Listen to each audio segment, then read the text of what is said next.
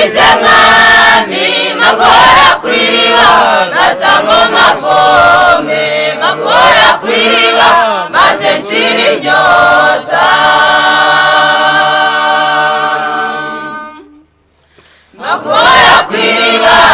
magora kwiriba dati yo mavuye gake daransama amakubitega bitamara inyota itabaye mwami ngunaware ndasaya nkaha ningwahize mwami magora kwiriba gatango mavome magora kwiriba maze nshira inyota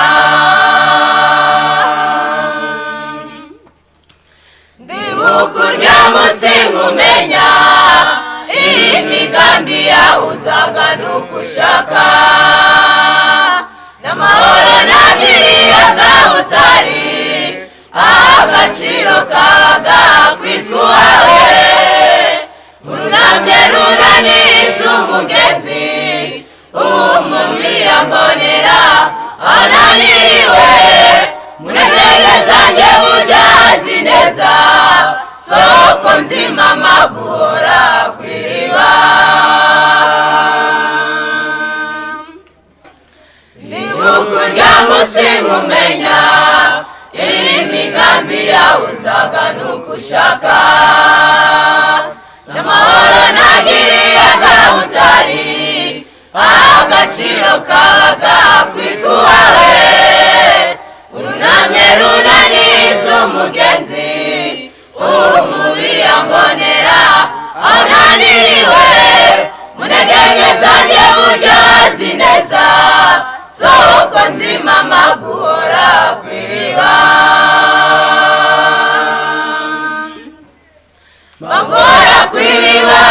magora kwiriba dati yo mavuye gake daransama amakubitega bitamara inyota itahaye mwami ngunaware ndasaya nkaha ningwahize mwami magora kwiriba gatango mavome magora kwiriba maze nshira inyota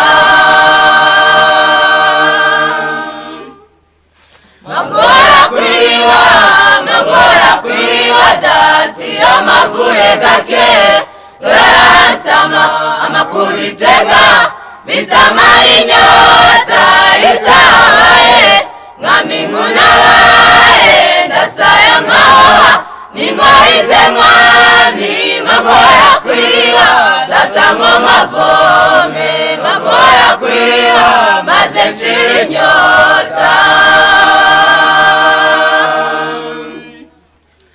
ndondora amazi umenye mvugutira amazi umenye ibyo nibwira shira kure ikibi cyose jorera mu nzira y'iteka ryose umutima wawe n'umwuka mushya maguhorana intwaro z'umwuka iri ni isezerano ryawe mukiza wasezeraniye twakwiringiye ndondora amazi umenye mvugutira amazi umenye ibyo nibwira shira kure ikibi cyose torera mu nzira y'iteka ryose umutima wawe n'umwuka mushya maguhorana intwaro z'umwuka iri ni isezerano ryawe mukiza wasezeraniye twakwiringiye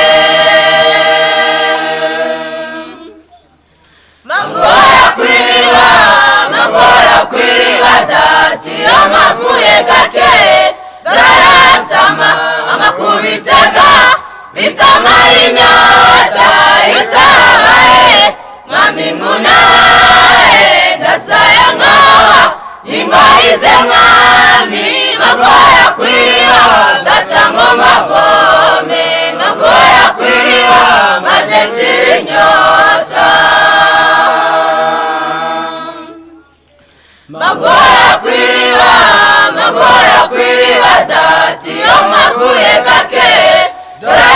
Darasama amakubitega bitamara inyota itabaye nkaminguna ndasaya nkawa ningwarize mwami magora kwiriwa gatangwa mavome magora kwiriwa maze chirinyota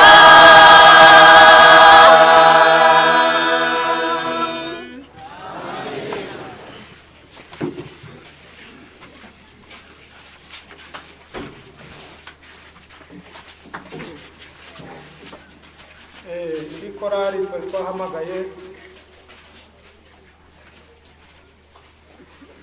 nabo bashobora gutambuka bakaduha indirimbo imwe ariko baramutse batari bugufi twahamagara indi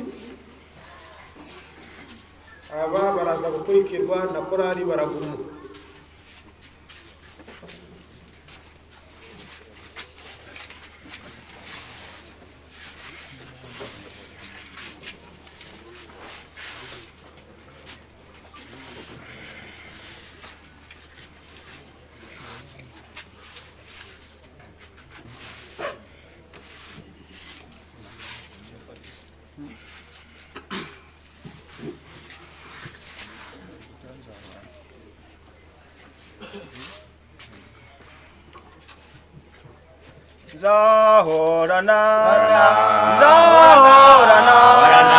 Zahorana kwizera muri Yesu kwizera kwanje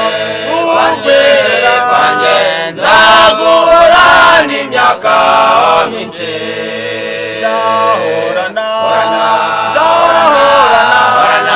Zahorana kwizera muri Yesu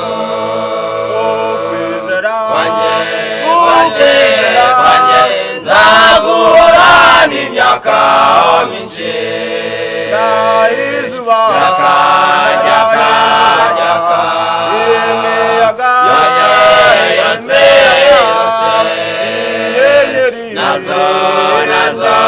nazo zihimbaza umwami Yesu izuba ryaka imiyaga yose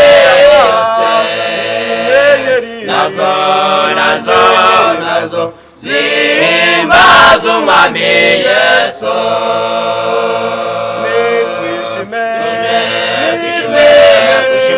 nitwishime twitere hejuru yacu yo yaturinze kugeza none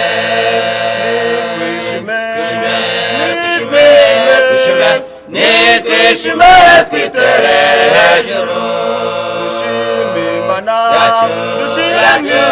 yacu yo yaturinze kugeza none izuba ryaka imiyaga yose nazo zihimbaza umwami Yesu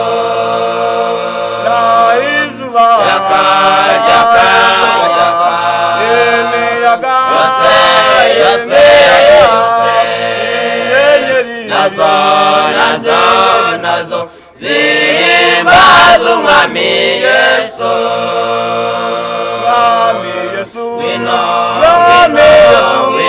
wino tujani wawe mwijuru amahoro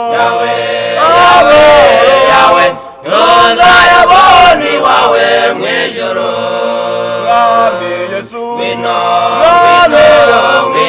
wino tujani wawe mwijuru amahoro yawe tuzayabona wawe mwijuru izuba ryaka imiyaga yose nazo zihimbaza umwami Yesu izuba ryaka imiyaga yose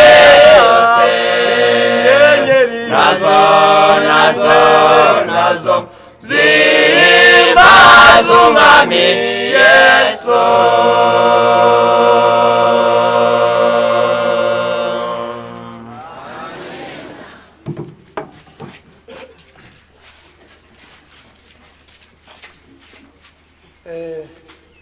hari abo twahamagaye kuva kare bagiye gufasha umwigisha iyo korari mu gihe itari yaza babe baretse turaza kubaho undi mwanya. Tukeneye Edward Nemeyimana na Edward Iyamuremye,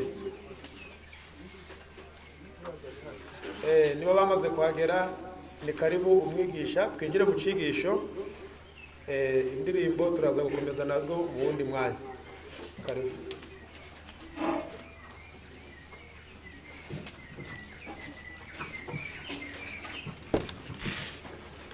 Twongeye kubaramutsa Uwiteka bahise. Once again we are greeting you. Good morning and may God bless you. Dushimye Imana yatubanye muri iri joro. We thank God who has protected us over the night. Tukaba bukeye amahoro nihabwa icyubahiro. And it is good morning that his name be glorified. Nta kindi turakora uretse gusenga no kwiga. There is nothing you are going to do apart from praying and then we study. Ngaho reka dusenge.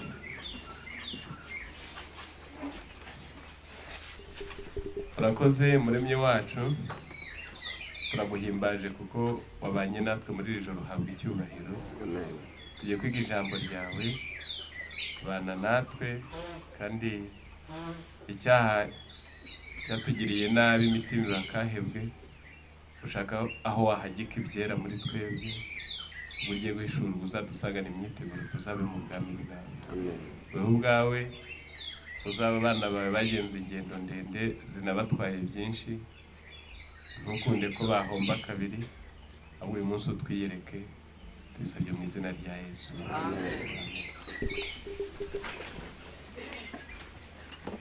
Tugiye kuganira insanganyamatsiko yacu.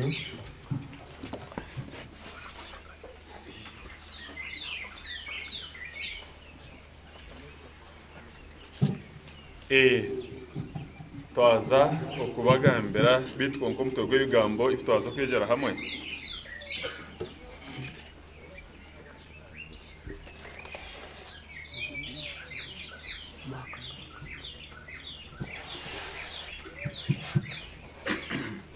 Insanganyamatsiko yacu iratubwira ngo iby'isi idutwaye iki.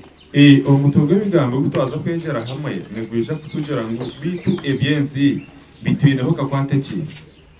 Our theme is saying that what does the world affect us? Ngiyo insanganyamatsiko yacu. Niko mutwe gw'ebigambo ogwerezo mu That is our title of our theme. Muri iyi nsanganyamatsiko uburyo umutwe gw'ebigambo, in this title of this topic, turarebamo ibintu birindwi. nituje kureberamo ibintu umushanjo. we are going to see 7 items. Icyambere, Icyo kubanza, 1. iby'isi n'iby'umwuka ntibiturana. ebyensi na nebyo mwoyo tibikabasa kutura kumwe. The worldly and the spiritual, they cannot live together. Kabiri, Icya kabiri, gukunda iby'isi bitera umwaka. aho kubahana n'ebyensi byonka no mwaka ugonka. When you live with the world, it is worth it.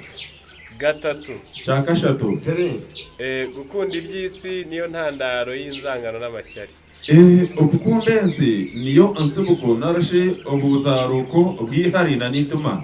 To love the world, it is a source of enmity and jealousy. Kane, Icya kana, 4. gukunda iby'isi niyo ntandaro y'imyenda, ibyo abandi bita amadeni. okukunda ebyensi niyo nsibuko narashe oburugo obw'amabanja. To love world, it is a source of debt. Gatanu, Icya gatanu, 5. ni urubuga rw'ibishuko byose. n'urubuga bitwonka orw'ebyosyo. It is a ground of temptations. Gatandatu, Icya mukaaga, 6. niyo ntandaro yo kurimanganya no kurimarima. niyo nibwo butangikiro bitwonka obukorwa mu bwesugwa. It is a root cause of becoming dishonestly. Icyanyuma, Icya ahamuhero, 7. umusozo w'abakunda iby'isi baruhira ubusa. okwendera kw'abakunda ebyensi nibaruhira busha. The end of those who love worldly, they end nothing. ngibyo ibyo tugiye kurebera hamwe. Nibyo tubaza kwicumiterozaho. Those are 7 items we are going to share together this morning. Ngaho turajya dufatanya tunyaruka. Nitija okukwatanisa bitwonka ukutera tubangura. Muri Yakobo igice cya 4. Yakobo eshorane ya 4. Umurongo no wa 4 n'ubundi niryo somo ryacu ry'urufunguzo. Umushororongo no wa 4 nico shumuruto cyo kwiga cyica. Chapter 4 verse 4 in the book of James. Yemwe basambanye namwe basambanyikazi ntimuzi yuko ubucuti bw'ibyisi butera kwangwa n'Imana. Imwe bashambani nimwe bashambane kazumwe timuri kumanya ngo bunywana bwesi niburetera ukubuzi guhara ruhanga. Nuko rero umuntu wese ushaka kuba inshuti y'ibyisi aba yihinduye umwanzi w'Imana. Ntabwo ejo umuntu we n'urukunda kuba mnywana wese nawe yihindura umuzi guhara ruhanga. You adulterer and adulterers, know you know that friendship of the world is enmity to God. And whoever therefore will be a friend of the world is the enemy of God. Aba basambanyi n'abasambanyikazi bavuze hano ntabwo ari abo mubiri buno busambanyi busa. Abashambane n'abashambanyikazi tabo mubiri butwagamba. The people mentioned here adulterer and adulterers, they are not adulterers of the physical. Ahubwo na bafashe Imana yakababereye umutware wabo bayigurana ibyisi nibo biswa basambanyi. Kureka n'abakwaserutanga kamukama wabo konka bamhindura nkogwe byesi nibo bayita bashambani. Here they mention the people who misrepress. Instead of loving God, instead of following God, they follow the world.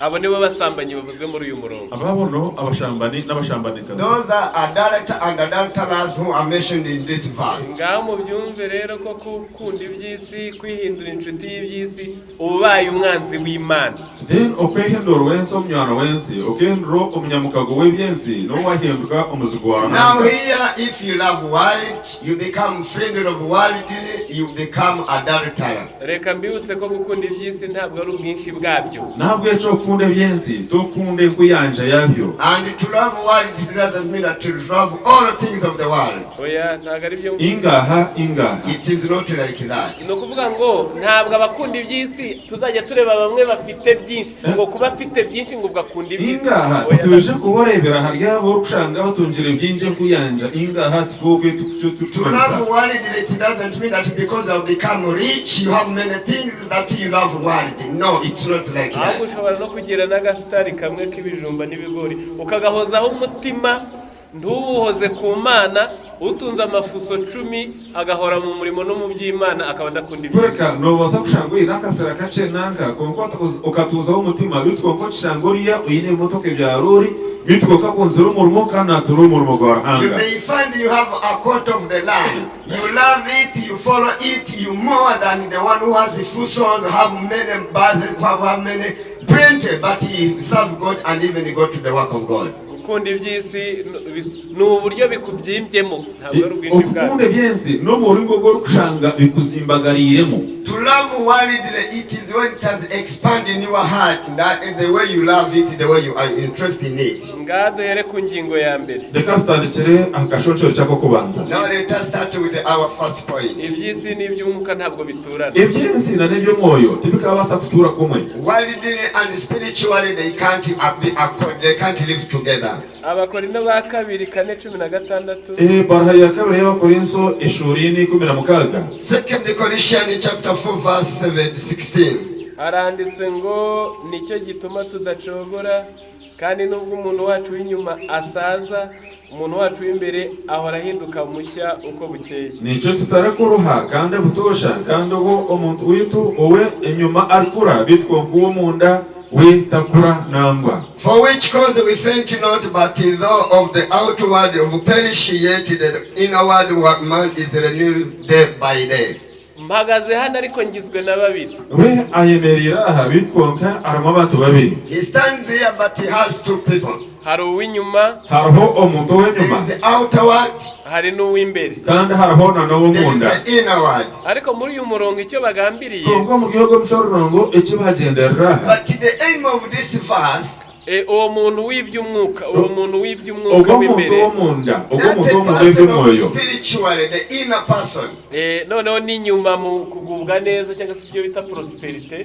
Na no kugubwa cye Then outward it is the prosperity. ntabwo bijya bikura ngo bigire iterambere ringana. Tibikabasa kuranga bakase kushika aharurengo rumwe. They cannot grow and they have the same development. Igihe uzabuguwe neza outwardly inyuma uguwe neza. Omugerije kushango ogwibwe je bitwonke nyuma. When outward, when you are prosperity, you are good.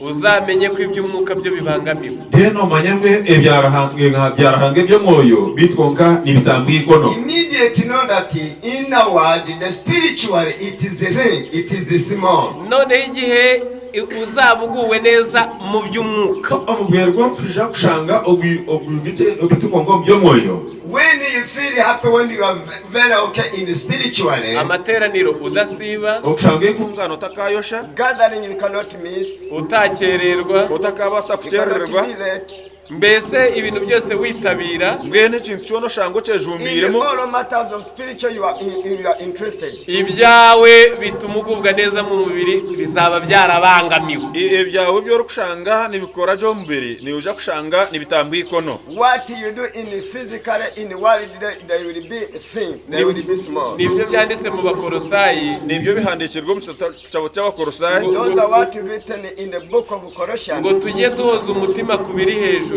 ngo twijege tuzo umutima gwitu hariye byo mwiguru. Let us our heart remain those things on above.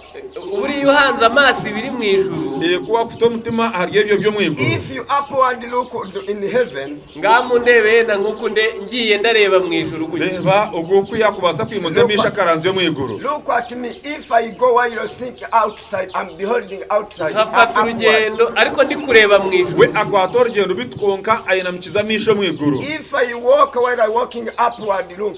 ibyo hasi byanjye nagenda ndabikandagira, wene byahanze akagenda nabirubata. I walk while stepping into the worldly. wahanze amaso iby'ijuru, ibyo hasi birabangamirwa. ubwo tiro mutima ahariye byiguru ebyahansi nibitambwikono.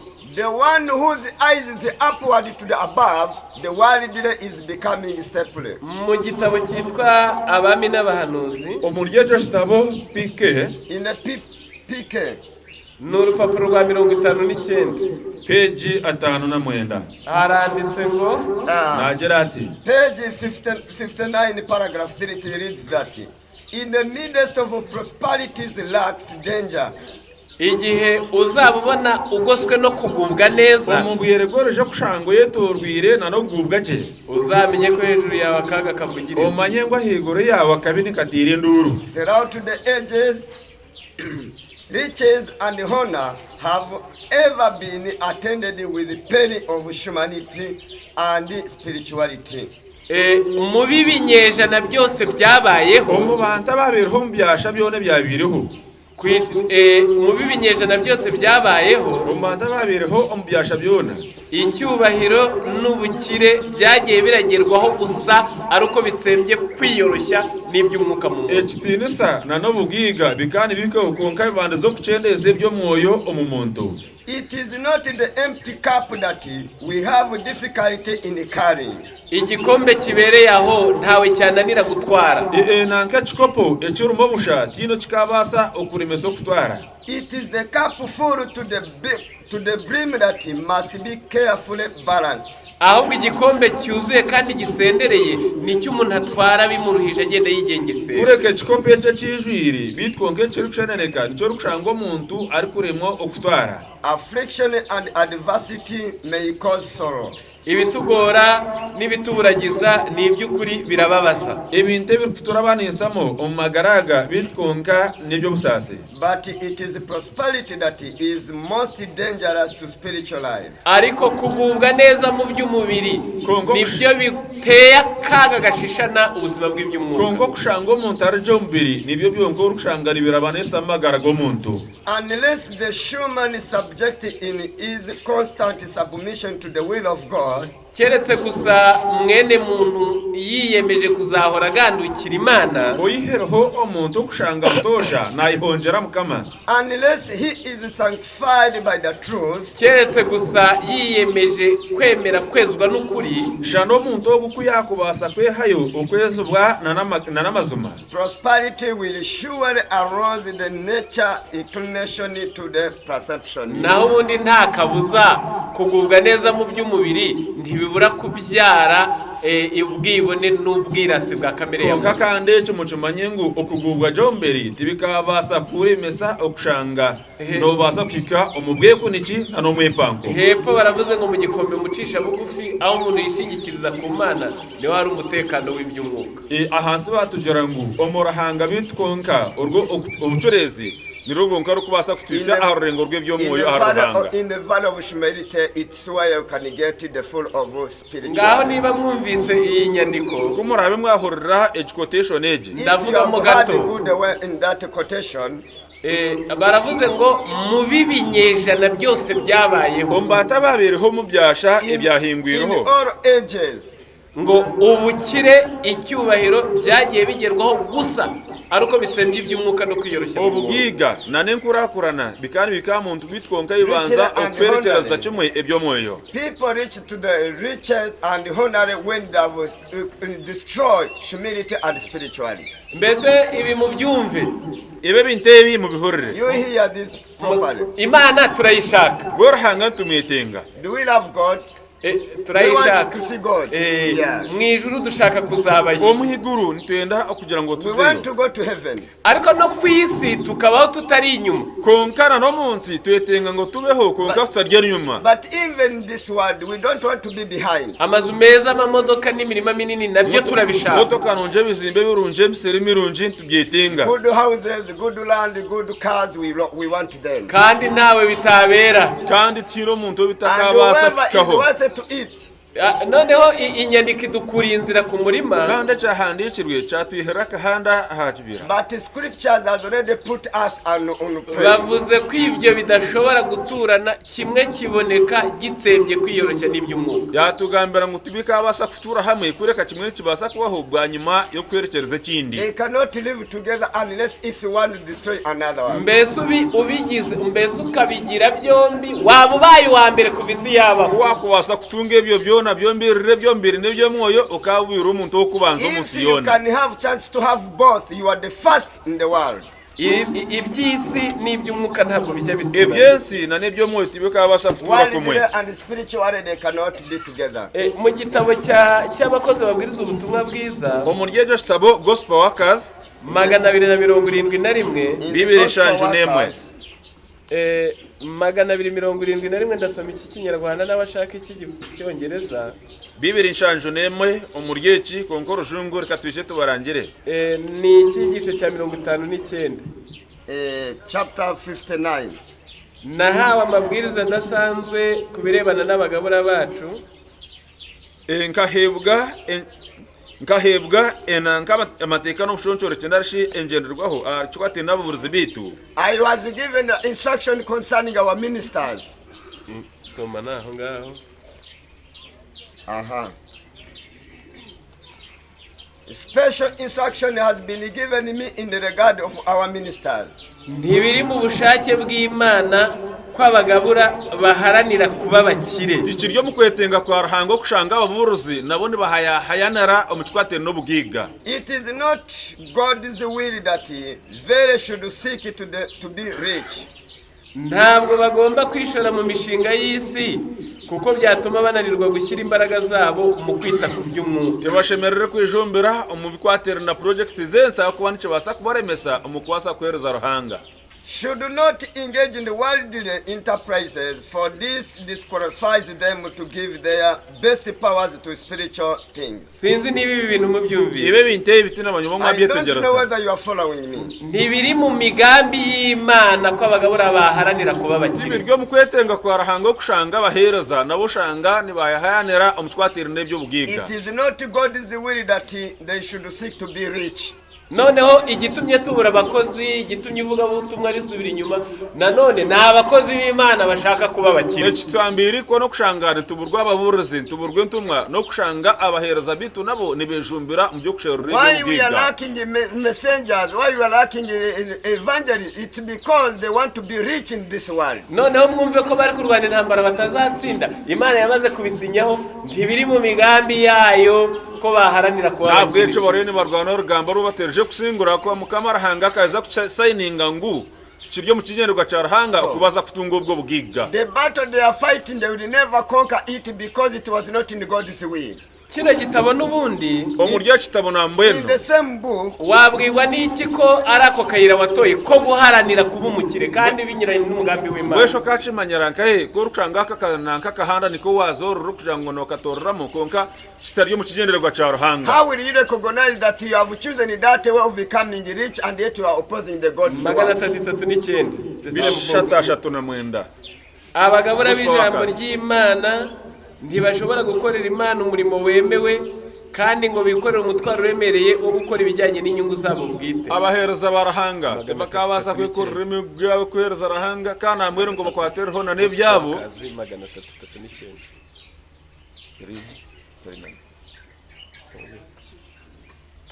339 Gospel Workers 339 Gospel Workers aborujungu 339 abagabura b'ijambo ry'Imana ntibashobora gukorera Imana umurimo wemewe kandi ngo bikorere umutwaro uremereye wo gukora ibijyanye n'inyungu zabo bwite. abahereza barahanga bakabasa kwikorera ubujunane bwo kwereza Ruhanga kandi nabo bonka babasikorera imigugu yo kwesherura ibyabo.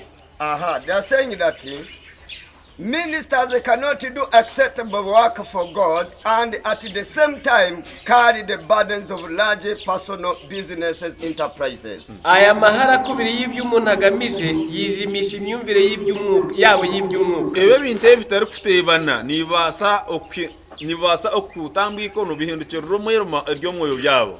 Such a division of interest dims their spiritual perception. Intekerezo n'umutima biba byuzuye iby'isi maze umurimo wa Kristo ugafata umwanya wa kabiri. Umutima na nefiteka teko niba byijorne byensi de no murimo gwa Kristo gwijo murundo gwa kabiri. The mind and the heart are occupied with the earthly things and the service of Christ takes it the second place. Bakora umurimo w'Imana ku muvuduko udakomye mu nkokora ibyo bakora aho kugira ngo ibyo bakora bigendere ku muvuduko udakereje iby'Imana ibasaba.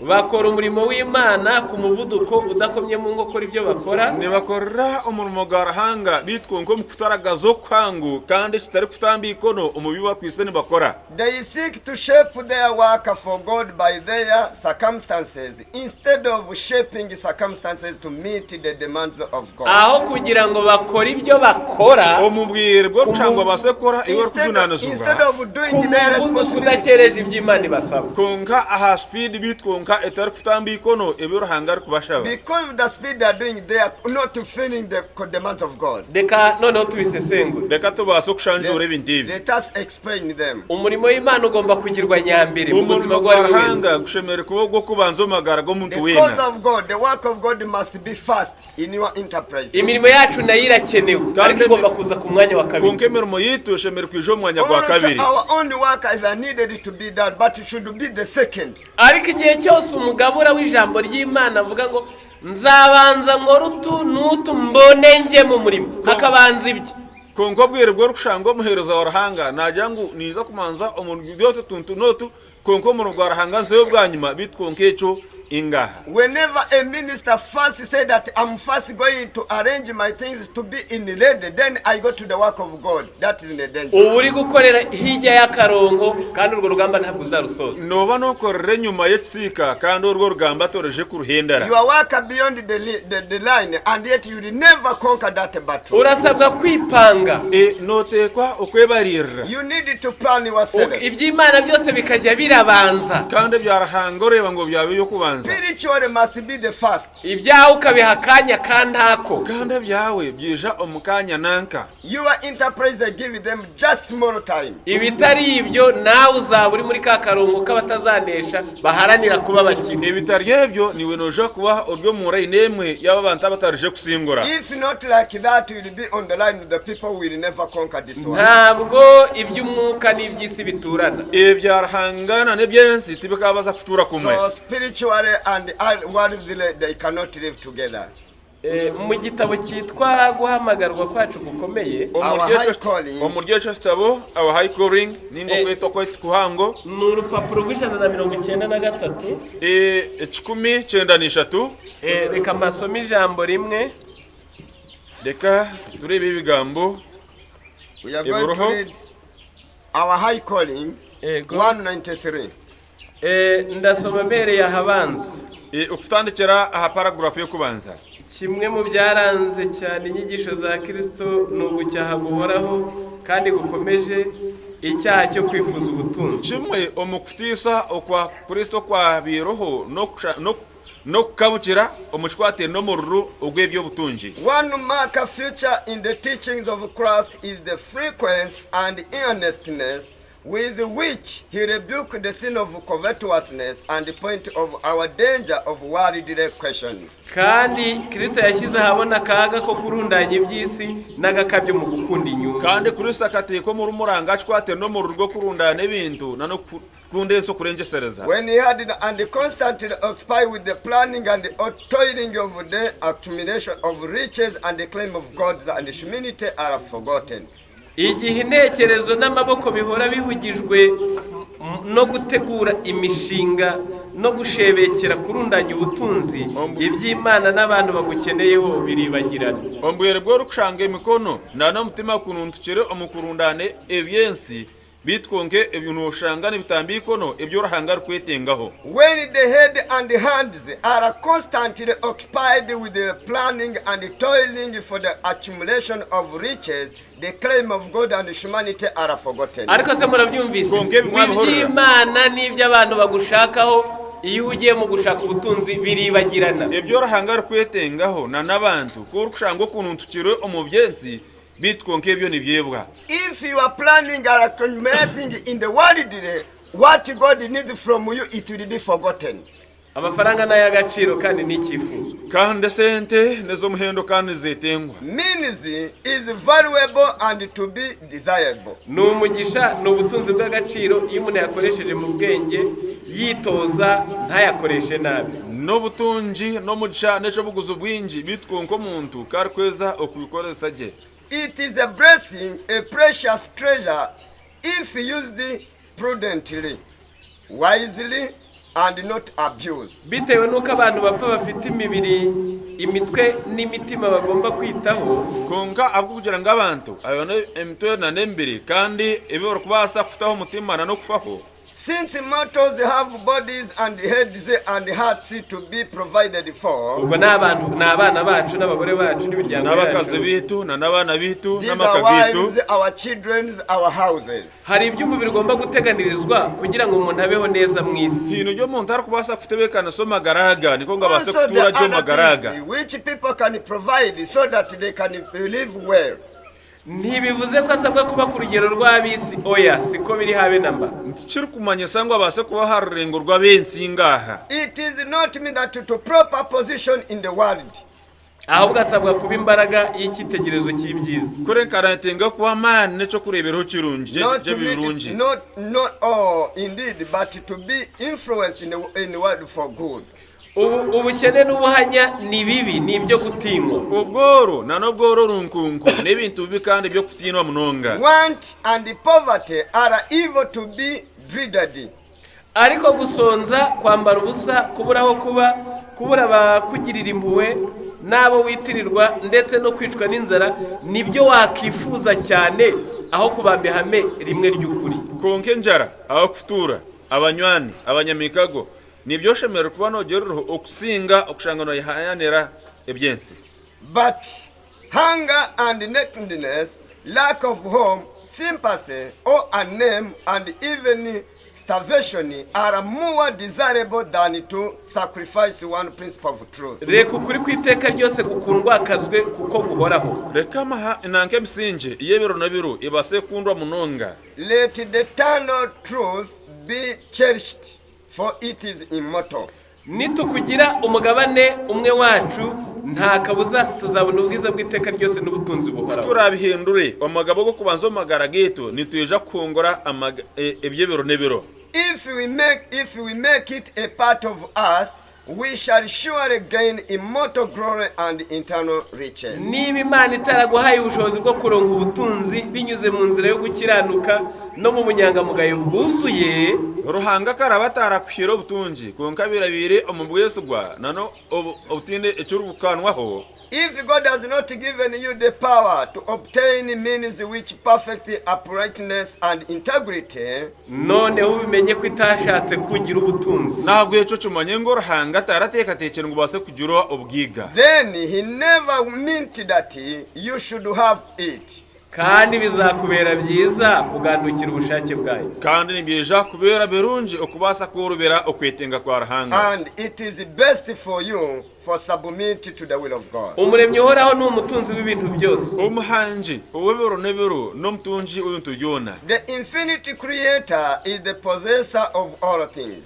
igihombo cyose ushobora guterwa no kumwumvira nubwo utabimenya neza muri ubu buzima kikubera inyungu itarondoreka mu buzima budapfa bw'ahazaza. okuferwa ko kufungwa magaraga bwo kumwehongera noje kumanye cikuru cyabere kirumo omagara agaharije. Any loss you may sustain in your allegiance to him is infinite gain in the future immortal life, if not fully realized in this life. ngaho tujye ku ngingo ya kabiri. Reka tuze akashonshero cyaka So we are kabiri. going to the second ubwo point. murabyumvise ko iby'isi n'iby'umwuka ntibiturana, bamubaye wa Byo mbere. mwoyo na nebyo bakabasa kutura kumwe. You have heard how the worldly and spiritual they cannot be ntabwo together. wakunda iby'isi ngo ukunde n'iby'umwuka byombi bikubemo, ibyo ntibishoboka. Tukabasa kunde byensi na nebyo mwingu bibase kutura kumwe mutima gwawe ingahe You cyabasa cannot kurwa. love worldly, then you love spiritually so that they can stay together in the heart. Impossible. abasoma igifaransa babyo byitora umuzingo wa mbere 299. Abantu abarushoma ejo testimony.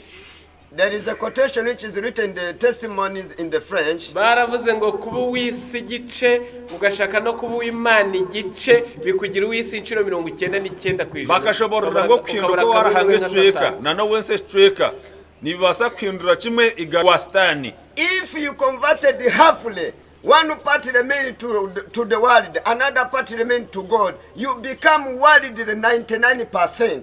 One only remain to God. ngaho tujye ku ngingo ya kabiri.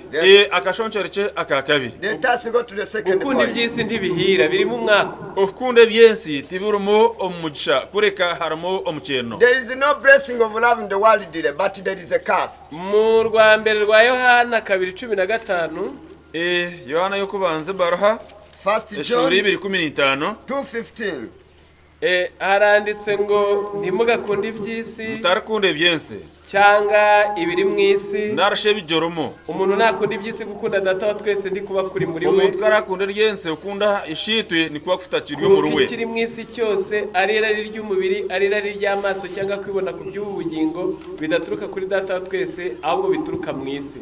Aho kubeke ryo munsi yona no kwekoneka aryamagaraga ahamisho aho kubati birugar ruhanga kurikane burgo munsi. Love not the world, neither the things that are in the world. If any man love the world, the love of the Father is not in him. For all that is in the world, the lust of the flesh, and the lust of the eyes, and the pride of life, is not the Father, but of the world.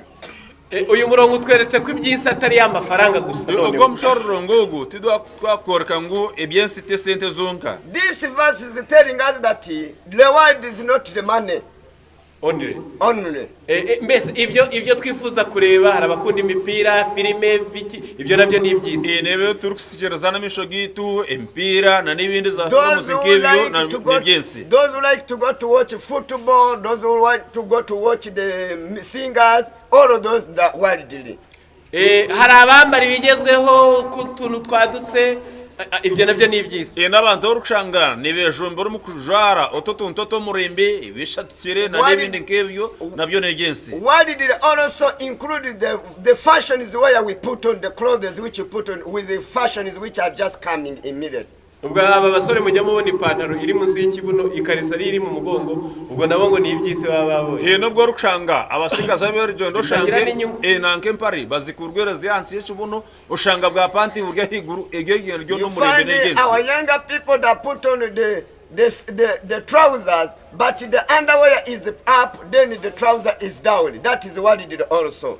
Abakobwa bashwanyura amajipo, abandi amagufa, abandi abengerana, abandi bakihambira nk'inkwi zenda gutoga, ibyo nabyo ni ibyisi okushanga abishibite urugendo shanga bakunameze batiro tukunamyo twamini nano tundo kushanga aye kumero kushoti nenanka nemba narashenko ziri kuzokocebwa ibyo byo ne byinsi. Our girls, the dresses they are put on, they are shortcuts, they are minis, they are just knickers, they are even put in the legging. Those one are the worldly. Abadefiriza imisatsi batoye amatwa basize iminwa abigize nk'utunyugunyugu ibyo nabyo ni ibyisi. Bakomera amashoki orukushana nemigaharo kushanga abandi basigerumya bitwonka nebindi nkebyo byona ne byinsi. Others are putting they are putting the neck, they are putting the inner ears, they are changing their eyes, even they be like the butterfly.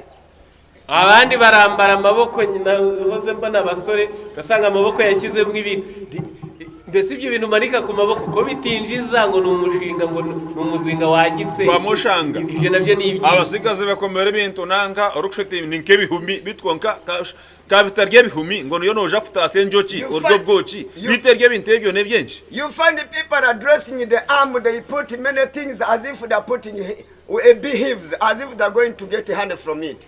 And yet they are not to gain anything. N'ababyeyi n'abakecuru bafite nabibyisi byabo merutse kumva n'abazira n'abakikuru nabo ibintu byabo. Even the women and all the men also they have the way they love world. merutse kumva muri ibi bihugu byacu akahuriraho amahanga gagito. I heard from our countries here. Ngo uyu mubyeyi yabyaye ababyeyi basenga ngo umunsi ntibajya gusenga ngo bajya kuzana ngo uruhinja bagashorera nari nk'ijana n'amamoto bavuza amakondera ibyo nabyo ni ibyisi. Ukushango umuzire yazaro shanga cyaro cona cyakununtuka ngo cyo cyaza kucendekezo muziro shanga ne batere ngombe There is another which shows the worldly. When the mother has given birth on Sabbath, people miss to go to gathering on Sabbath that they are going to bring the new baby from the hospital. They go with 100 motorbike while making alarm and even the trumpet as if there is something they are going to play. Ese mwari muzi ko no kuma sabukuru bitemewe ko dufata ngo impano tukaziha umwana ngobwo tuba tugomba guha impano Imana yatanze umwana mumanya nanobwire bwo turukushanga tujaguzya ubwire bwo amazarwa g'abana bitu titshemere kwereza aba bana ibye biconco kureka tshemere kubihereza ruhanga. Even when we are celebrating birthday of our children, all gifts we have brought they are not for him or for her, they are for God. Muzabisoma mu gitabo cyitwa inama ku busonga nimwija kushoma umurye kitabo Councils on Stewardship. You will read that quotation in the book of Councils on Stewardship. Page ya 17 haranditse ngo the giver is greater than the gift. Umurye kitabo haryejo page kajangu urukwereza nakera urukwereza nakero urukwakira nyagutanga niwe wagaciro kuruta impano yatanze. Urukwereza niwe umuhendo okukiro urukwakira. It means that a giver is greater than a gift. Nubuswa ni n'ubujiji gukunda iki Imana yaguhaye ntukunda Imana yagitanze. No ushema kandi no butamanya okushanga nokundirize cyo ruhanga yakwire okusimbogo wakwire. It is unwise and foolish to love the gift than the giver.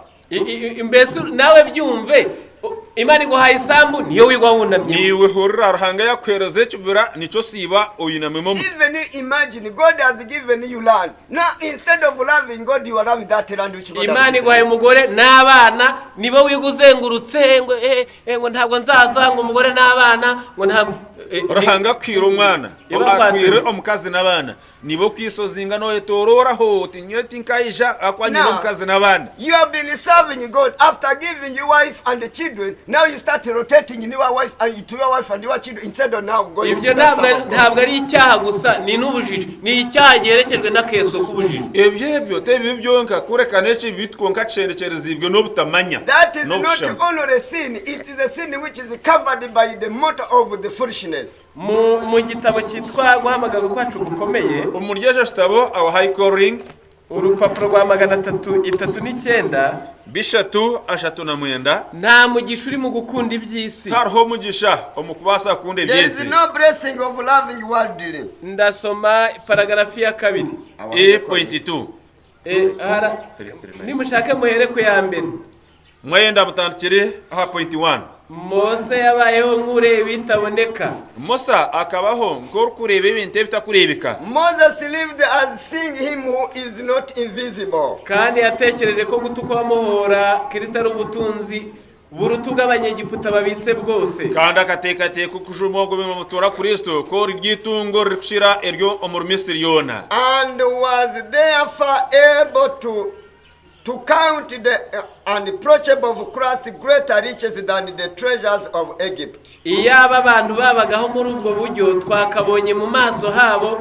harabagirana ubwiza bw'Imana. Kornogera ng'abantu nubaho mu ryogo muringo twarebera kwangashana okwarahanga omumisho gabo. If men would live in this way, we should see their faces aglow with the glory of God. Kuko bakwitegereza ubwiza bw'iteka ryose kandi mu kwitegereza bahindurwa bagasa na Kristo. Kandi bakareba burunji bw'ibiro n'ibiro kandi mu kwitegereza ubwo burunji bakayangashana nka Kristo wenka. For they would be viewing the glory of the eternal, and by beholding you would be transformed into the image of Christ. Ubwenge bwacu buba ku rugero bw'iby'intekerezo zacu zikunda gutindaho. Ubwenge bwitu ni bwaharengo ubwo rucereza uburkusi bayo aharye byo turukutekatika. Our minds takes the level of the things on which our thoughts dwell. Kandi niba dutekereza iby'isi ntabwo tuzashobora kureshywa n'iby'ijuru. Kandi kutura bifutekatika eryensi titurize okukirizubwa na nebyiguru. And if we think upon earthly things,